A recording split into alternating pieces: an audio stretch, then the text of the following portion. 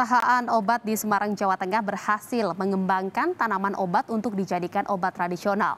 Perusahaan ini pun mendapat sertifikat internasional dari Badan Pengawas Obat dan Makanan Amerika Serikat.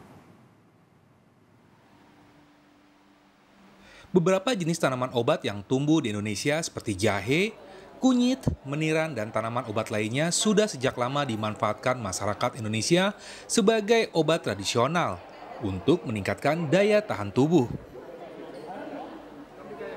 Melihat potensi itu, Badan Riset dan Inovasi Nasional atau BRIN mendorong perusahaan-perusahaan farmasi di Indonesia untuk mengembangkan dan menggali potensi tanaman obat tradisional sebagai bahan baku obat. Hal ini dilakukan guna mengurangi ketergantungan bahan baku obat impor. Nah, jadi kami memang mendukung. Kita kan di BRIN itu bagian riset, ya, penelitian dan pengembangan.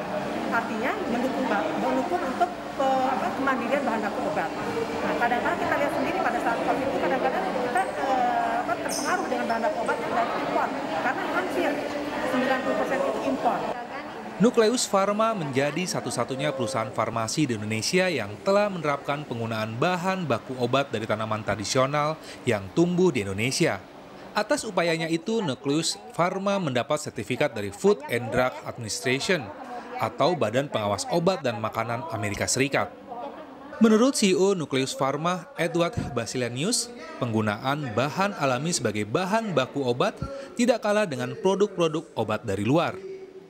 Dan kita ingin maju bahwa produk-produk kita itu produk yang aman, yang kualitas hampir sama dengan produk yang di luar.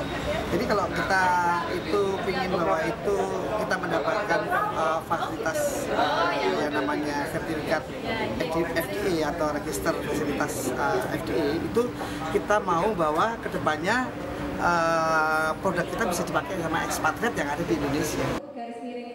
Atas perolehan keberhasilannya memanfaatkan tanaman obat tradisional, Museum Rekod Indonesia atau MURI memberikan penghargaan kepada PT Natura Nuswantara Nirmala atau Nucleus Pharma sebagai produsen obat yang berhasil go internasional dengan menggunakan tanaman tradisional.